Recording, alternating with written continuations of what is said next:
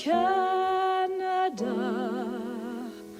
our home and native land, true patriot love in all of us command. Quand bras se porte la paix, il sait porter la croix. Ton histoire est une épopée des plus brillants exploits. God keep our land glorious and free. Oh, Canada, we stand on guard for thee. Oh, Canada, we stand on guard for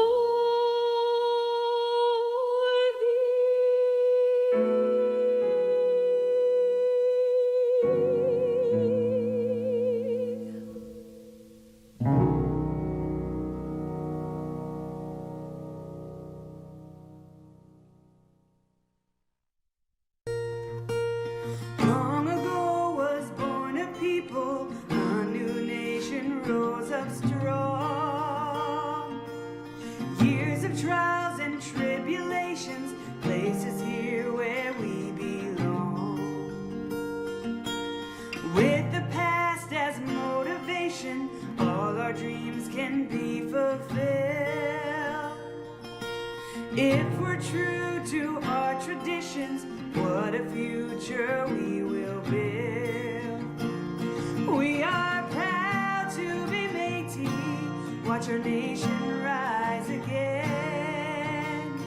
Never more forgotten people, we're the true Canadian.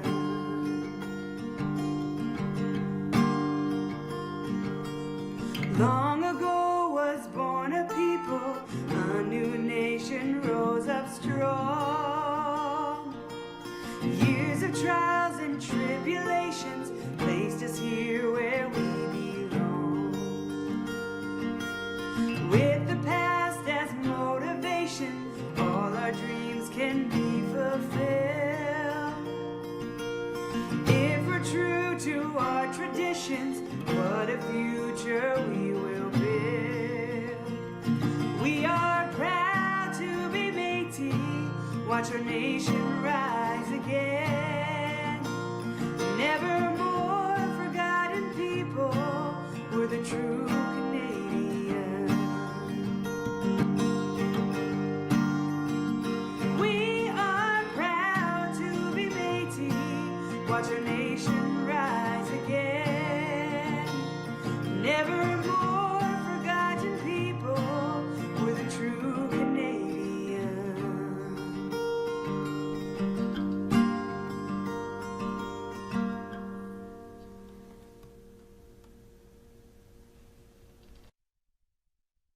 Good evening, everyone.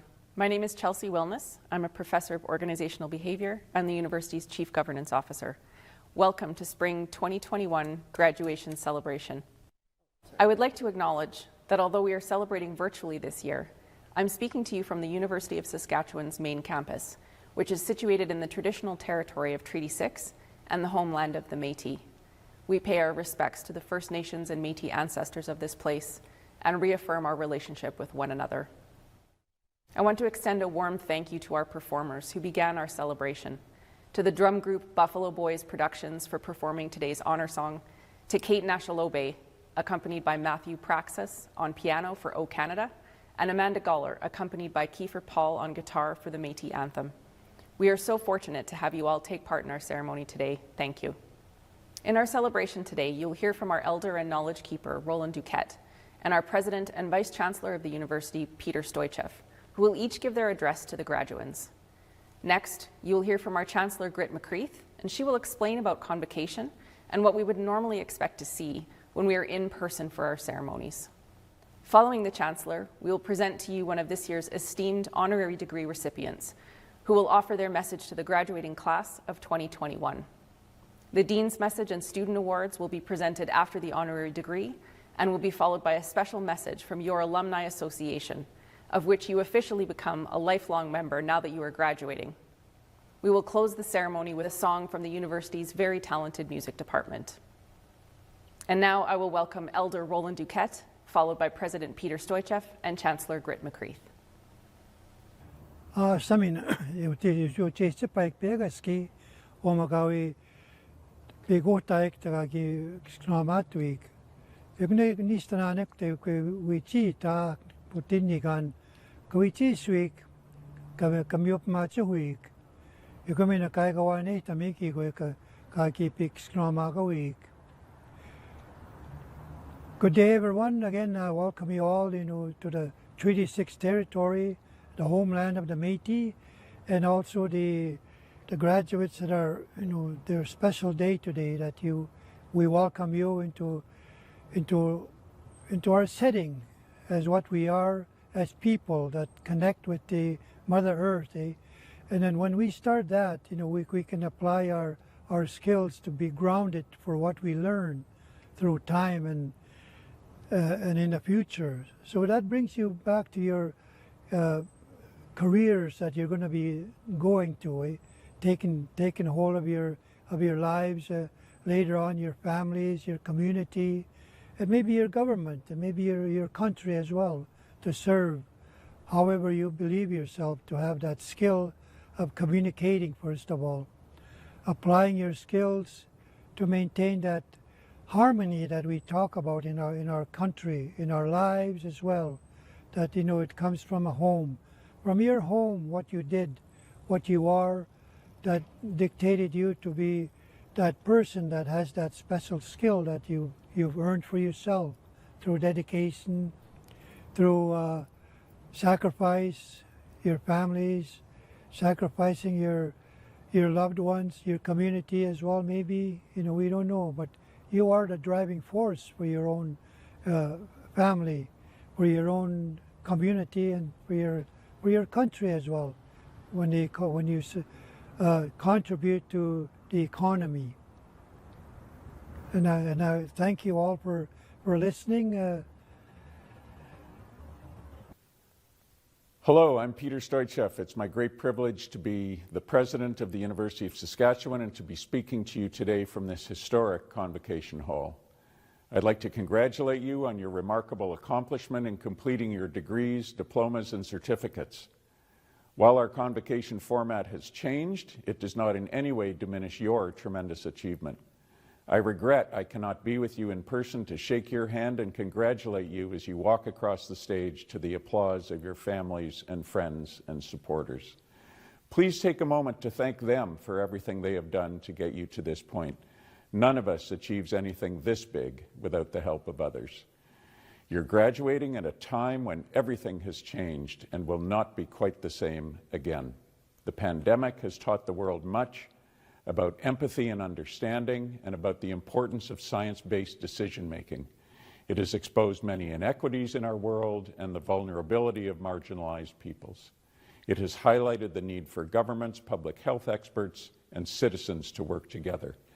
And it has demonstrated the importance of a university such as ours in the fight against one of the most pressing challenges of our lifetimes.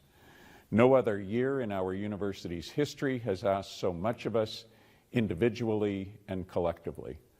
As Saskatchewan's research-intensive medical doctoral university, we have been a strategic and critical partner in the province's response and recovery efforts, supporting the health system, finding solutions, and working to help Saskatchewan emerge stronger from the pandemic. Many of you have contributed to those efforts, and I thank you for your perseverance and resilience and hard work during this past extraordinary year. If I were with you to congratulate you on the stage today, I'd be saying that you made it, and now we all need you to go out and make the world a better place. It's a great privilege to have a university education, and with that privilege comes great responsibility. The world needs you now, educated and qualified, to make it a better place. More than ever before, all of us need people with degrees like yours from a university like yours to help build a more sustainable world, a more equitable world, a healthier world, a more compassionate world, a world with the courage to embrace diversity and togetherness simultaneously. I know you will do it. With this privilege of a University of Saskatchewan degree comes responsibility. Take hold of it, make it yours. Make the world a better place for you, for us, for everyone.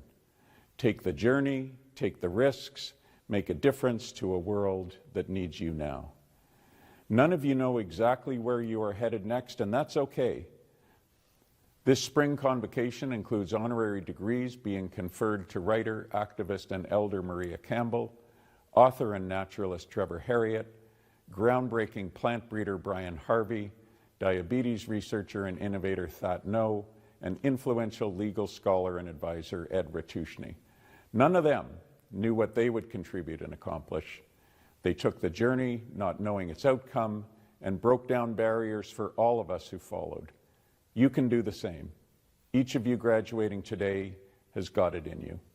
Thank you in advance on behalf of everyone at the University of Saskatchewan for taking up this tremendous and timely challenge of making the world a better place. And I congratulate you on this convocation milestone in your lives. Welcome, everyone.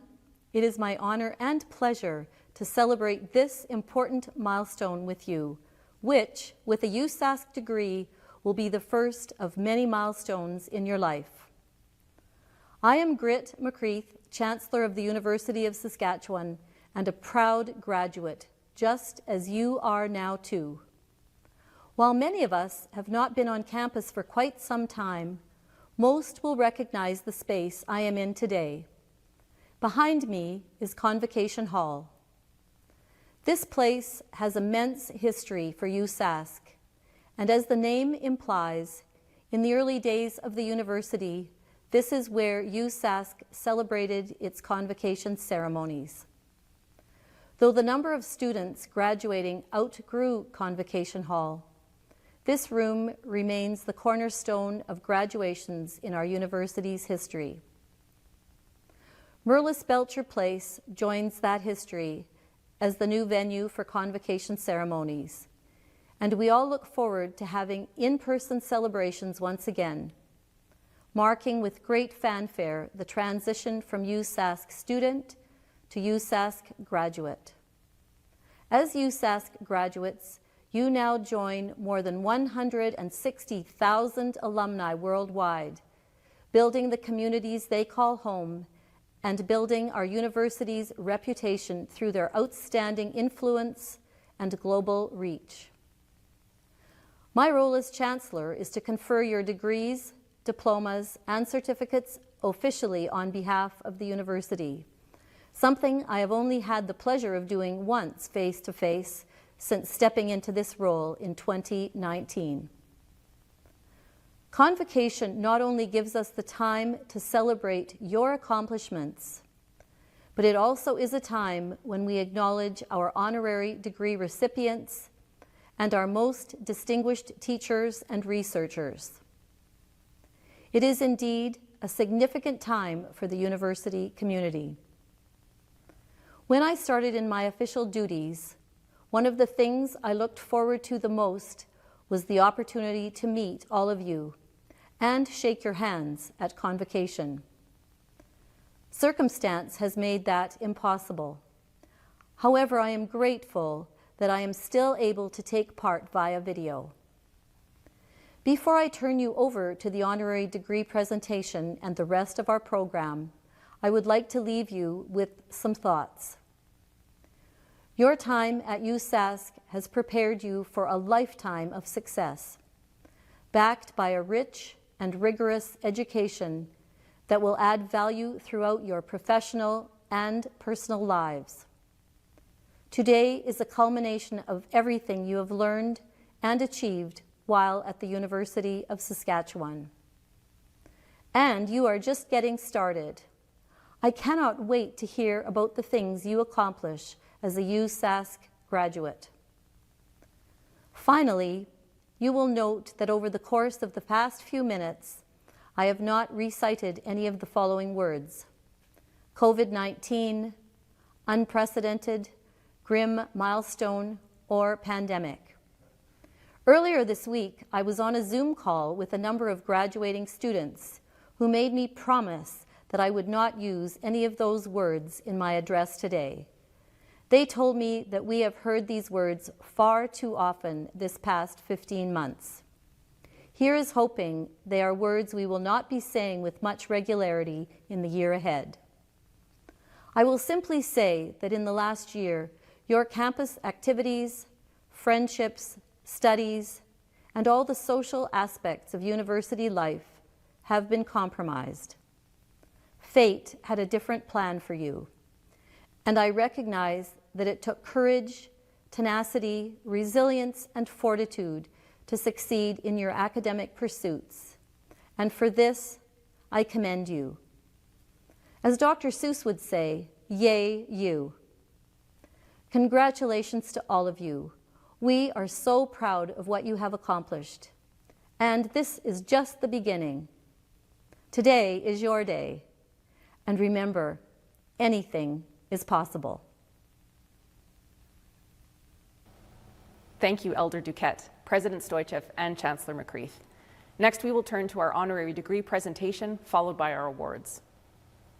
Hello, I'm Suzanne Cresta, Dean of the College of Engineering at the University of Saskatchewan, and I am humbled today to represent the University of Saskatchewan as it presents Trevor Harriott with the highest honor the university can bestow.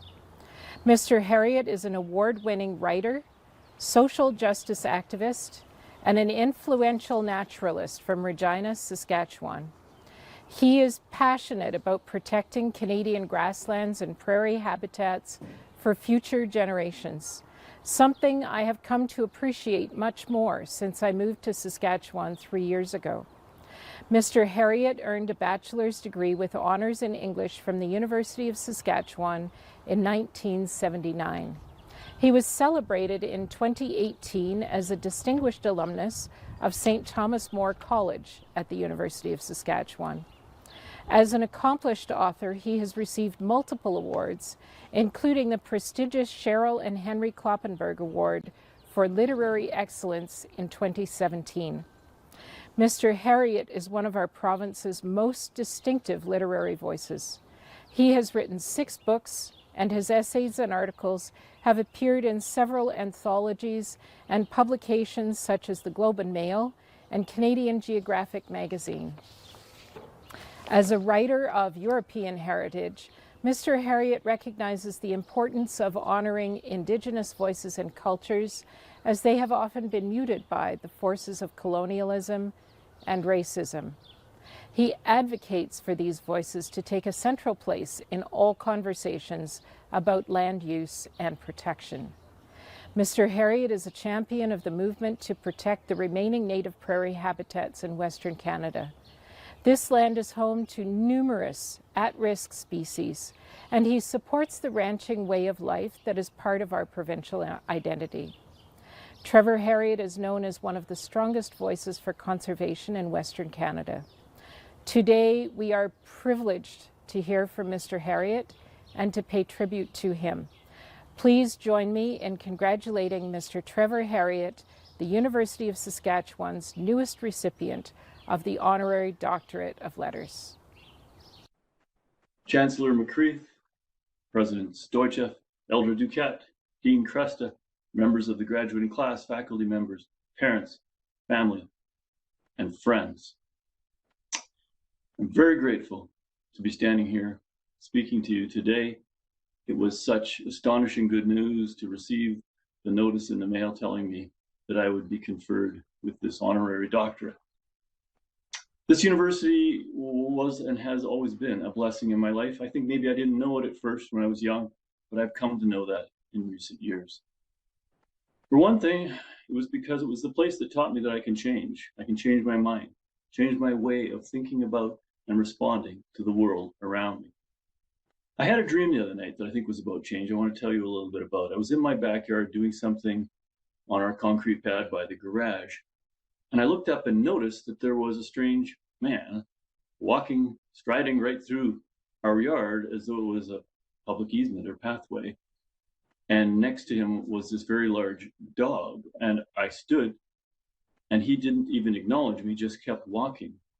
And then this great big dog, which seemed like a mastiff or a wolfhound, huge scary beast, came lunging right at me, and I ducked.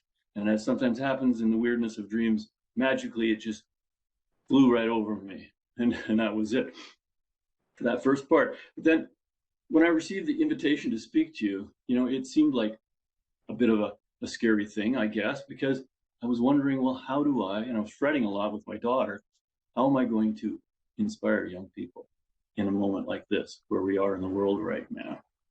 She said, don't ask me, just don't. I often come to her to check out the things I'm writing or speaking about. She's a recent graduate herself, Mount Allison University last year. But no, inspiration is not much on her mind these days. And I imagine it's not much on yours either.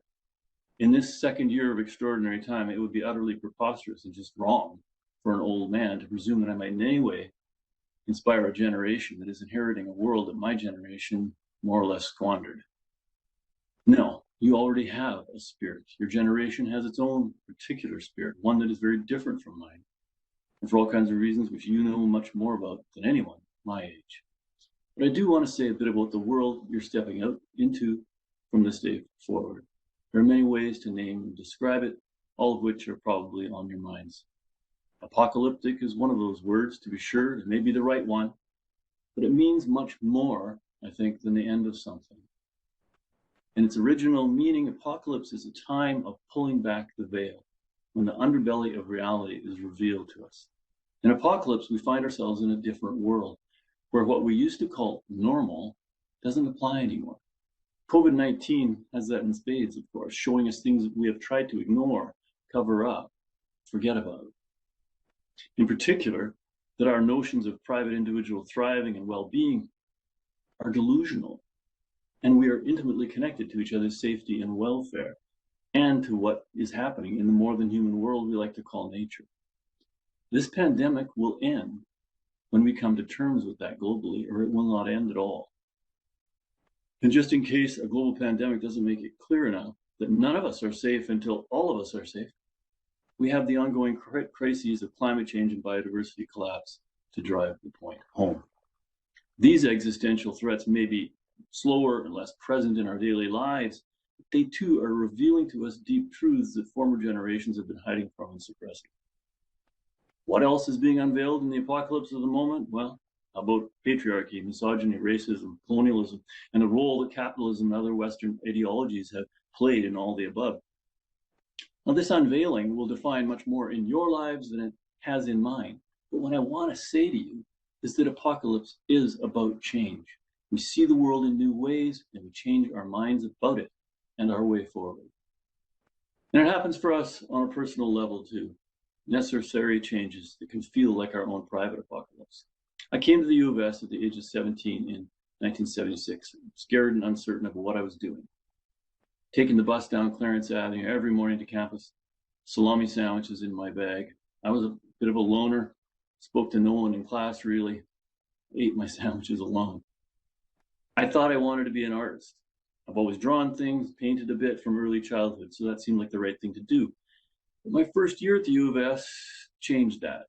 The English class I took from Professor Doig had essays by Thomas Paine and Henry David Thoreau and Ralph Waldo Emerson, all in that old Norton reader we used back then. And they stirred something in me. Professor Doig's sophisticated explication and unfolding of the stories within the stories, locating them within the history of ideas, psychology, and philosophy, all of that stirred something in me. So I changed my mind, began to study literature, and that led me to other great teachers, Peter Millard, David Hyatt, Susan Gingell, Paul Bidwell, Bob Calder, all teaching English, and then old Father Biscio and his philosophy of religion classes at St. Thomas More, which were so wonderful. But the biggest change came to me during my third year, right at Christmas break. I remember the date, it was December 16th.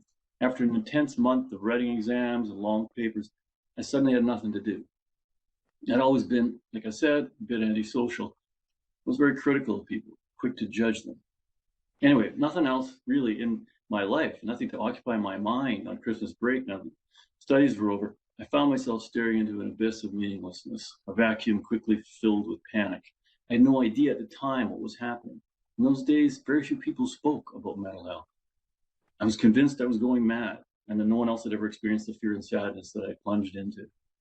I didn't know it then, but that was probably the beginning of my life as a writer. The reading I had done in literature, history, politics, and philosophy gave me lots to start exploring the existential despair I was feeling. I began to keep a journal, first just to examine my rational thought patterns in the light of day, but then also to come to terms, really, for the first time, with what it is to be a young person stepping out into a world that had been constructed by powerful forces to hide the lies, violence, and injustice underpinning our economies and governance. So I took a year off, visited with psychiatrists, and I began to work with my hands. First, I got a job in an aluminum building products factory. Eventually, I was fired there for meeting with the United Steelworkers to see if we could form a union local and defend ourselves against an abusive owner. And then later, I took a job designing t-shirts and signs for a small silkscreen company. It was a great time in my life, working alongside and making friends with people who I had never been to university, who didn't have that privilege, but who were my age, and some of them already had children. That was a revelation too. I was learning different things about how to change my mind, things that perhaps are harder to learn in university class or book, how to question and see past my own snap judgments of other people, but also how we are all so ensnared in the complexities and contradictions in the relationships between those who own a business and those who sell their labor for a wage. On my better days, I realize I'm still living in the afterglow of that private apocalypse, still observing my mind, trying to let it be changed by new circumstances, by the revelations the world has to offer, and there are plenty of them all the time. In that dream, after the dog lunged at me, I yelled at the man, telling him to get control of your dog. But he shrugged, unmoved by what had happened, by what I was saying. And then he said something like, well, you don't have to be afraid of that dog. I began to protest, and when that didn't have any effect, when I started trying to explain my fear of dogs that had come from childhood. And as soon as I did that, the dog came at me again in exactly the same way, leaping up towards me. But this time, I just stood there, and I felt and received the great weight of the dog against me. I held it, but nothing else happened. And it felt good. It felt very good to just be standing there, embracing this huge, scary, unfamiliar beast. Yeah, sometimes my dreams are a little less than subtle. I'd gone to bed reading the opening chapters of Lee Merrill's My Conversations with Canadians, a book that my daughter had given me. Lee, a Stolo First Nations writer, is very good at discomforting and comfortable among settler people, and I need that as much as anyone. I write and talk a lot about land reform and prairie, about re-indigenizing the earth, but I know that there's a stony place in my heart where I am afraid of what that means, of what I may have to let go, what I may have to embrace. I guess that's what I want to say to you. The fears and anxieties felt most deeply by your generation as you move forward to whatever comes next in your lives are there to help you change, to change your minds, to help you to become the best possible versions of yourselves. I know that sounds simplistic, maybe even a bit corny, but sometimes the simple things are the ones we do need to embrace. This is what it is to live in apocalyptic times. We get through it by changing in the face of everything that scares us. And if there's any good news for this part of the world in particular, it's that the nightmare of colonization that has had the prairie world in its spell is beginning to fade, thanks to the courage, the brave hearts of Indigenous people who have always had most to fear in an apocalypse that for them began centuries ago. May each of you in the class of 21 find your way toward courage in a world that is crying out for justice, transformation, and renewal. Congratulations, graduates.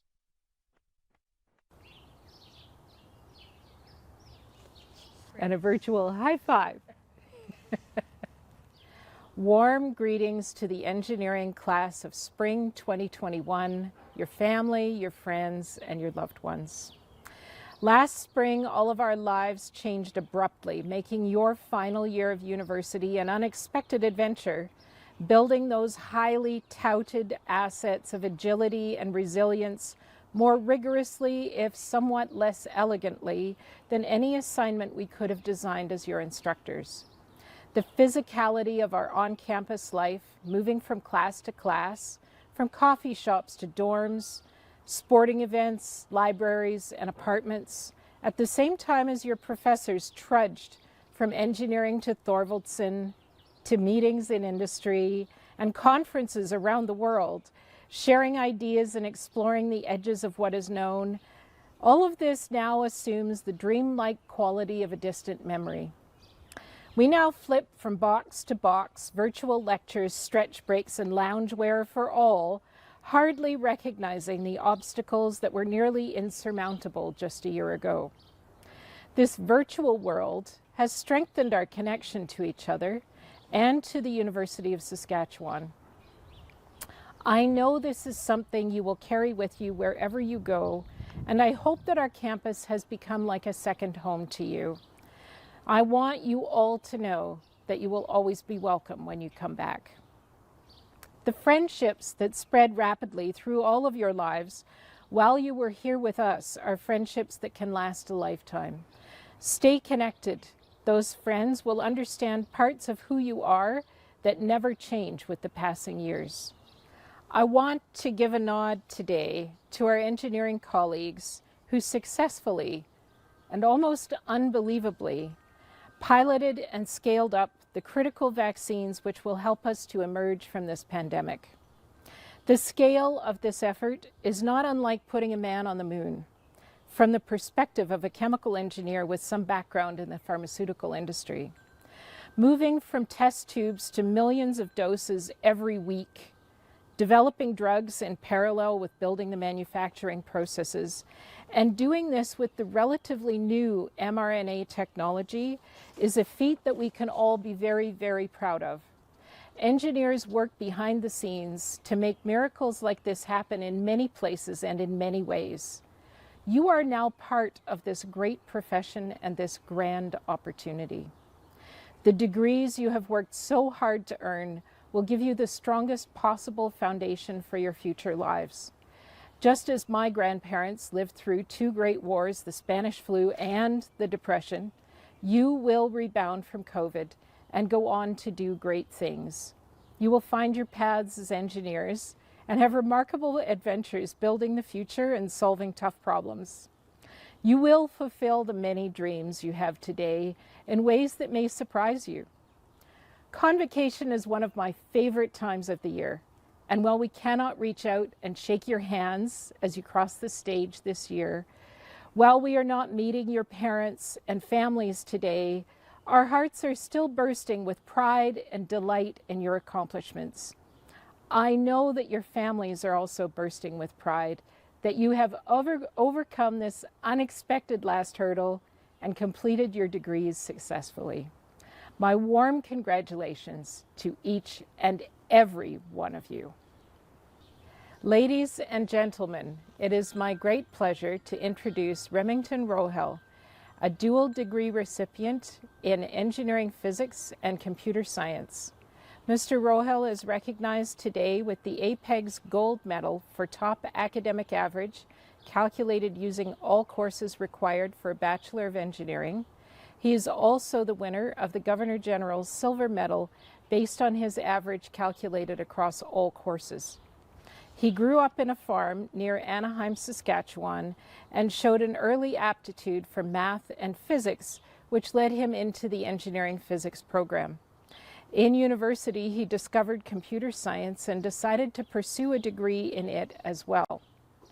Because he was not busy enough, he also joined the University of Saskatchewan space team and was a member and lead of the software team for the RadSat Saskatchewan project.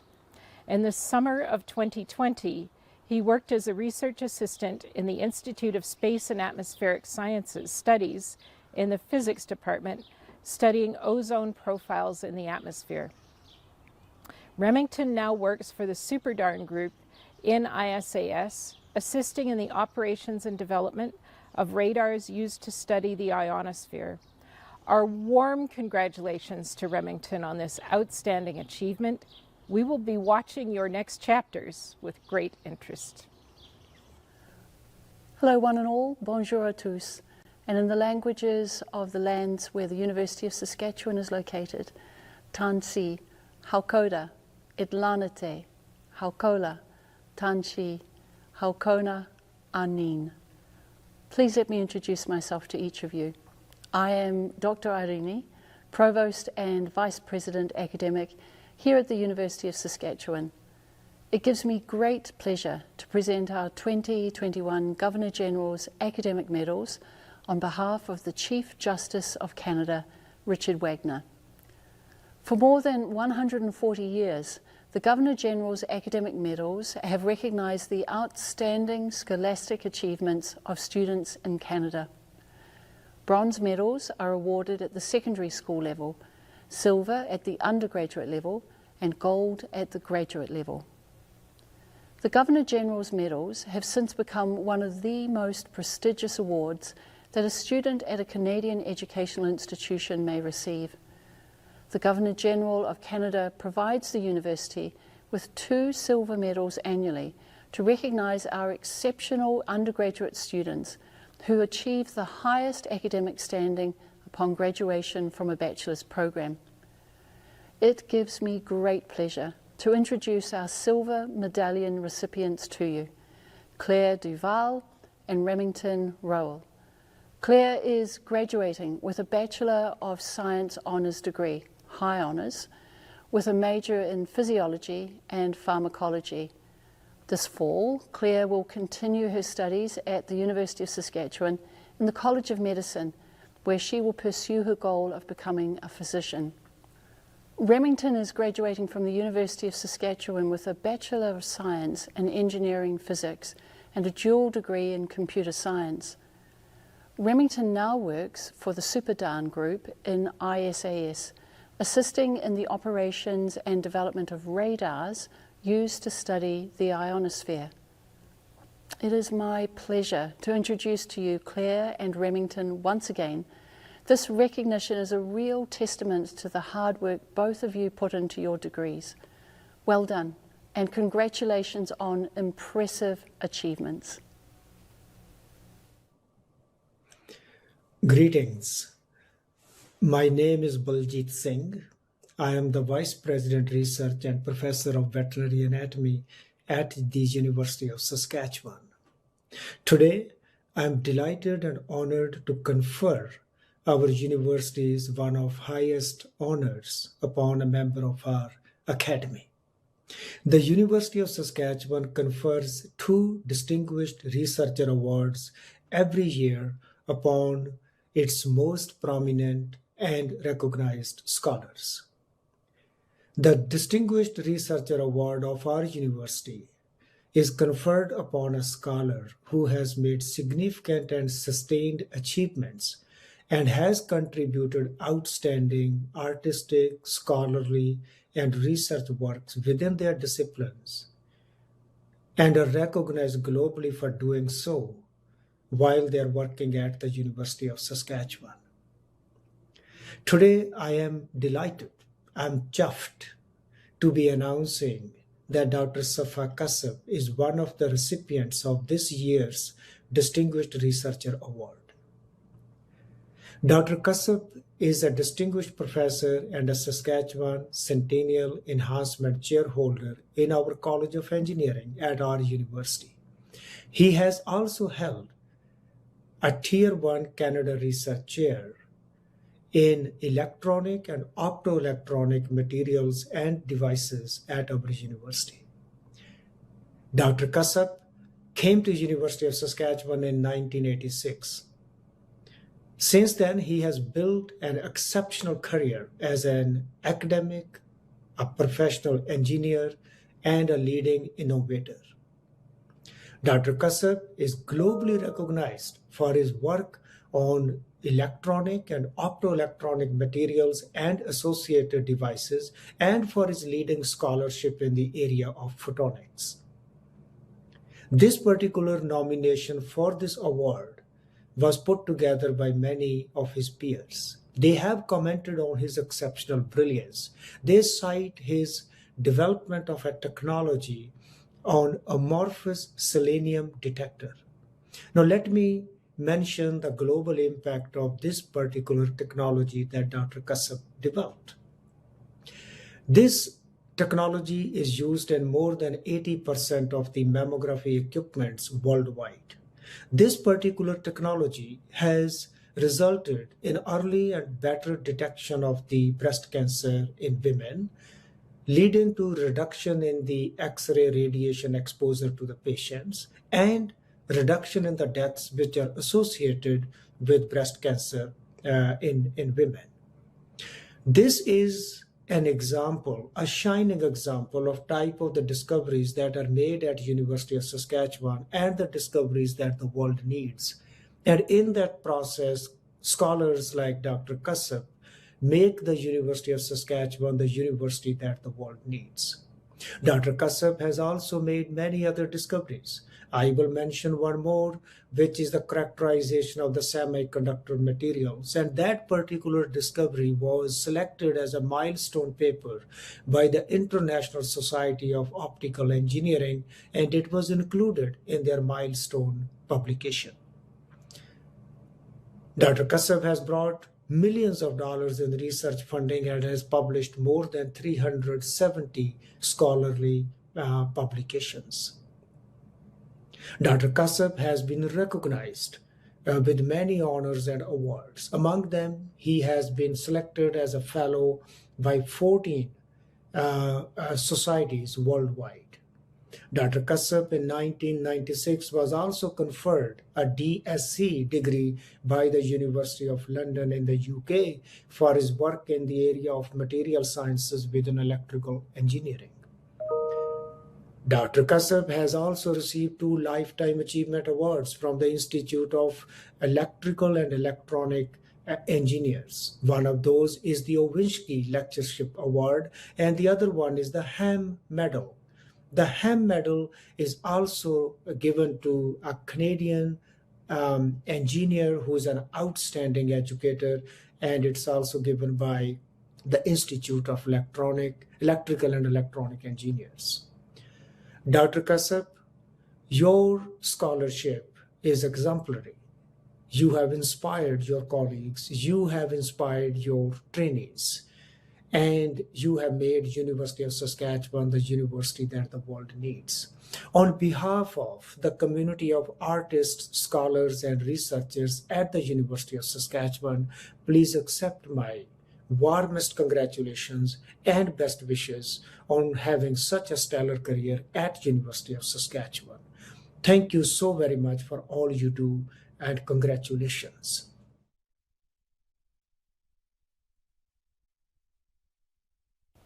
Today we celebrate that you have earned your degree from the University of Saskatchewan. Congratulations, you did it.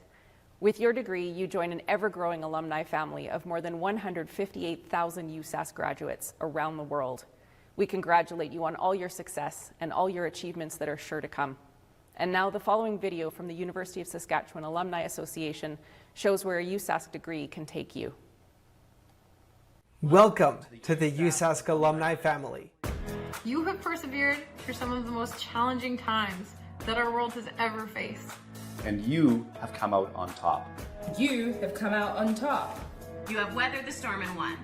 Your graduation today is but one of the milestones. It's but one of the many milestones you will face in the coming years. Remember your classmates.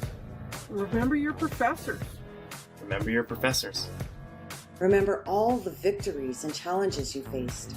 Remember all this fondly. Remember all this fondly. When you enrolled at the University of Saskatchewan, it was a new beginning.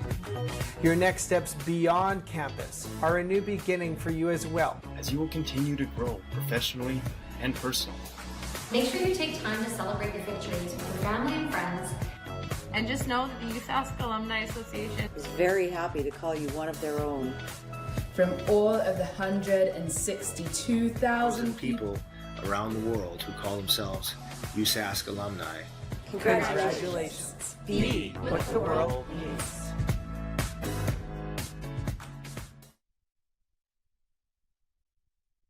One, two, 1, 2.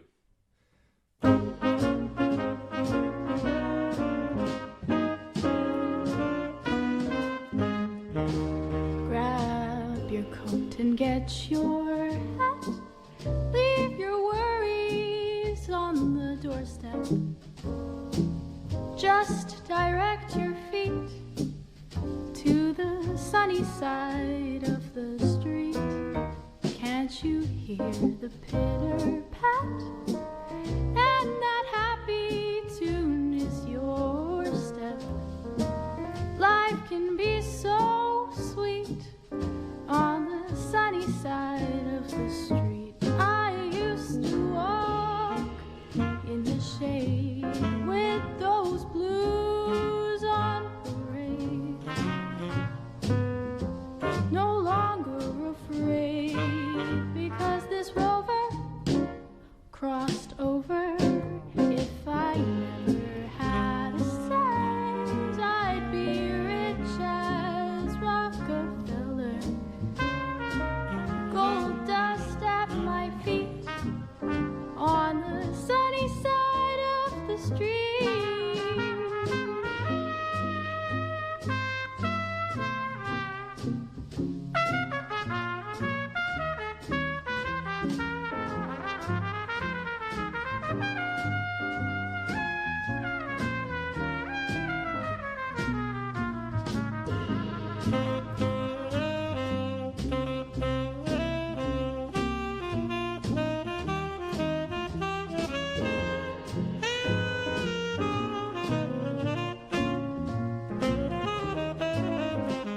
I used to walk in the shade with those blues on parade.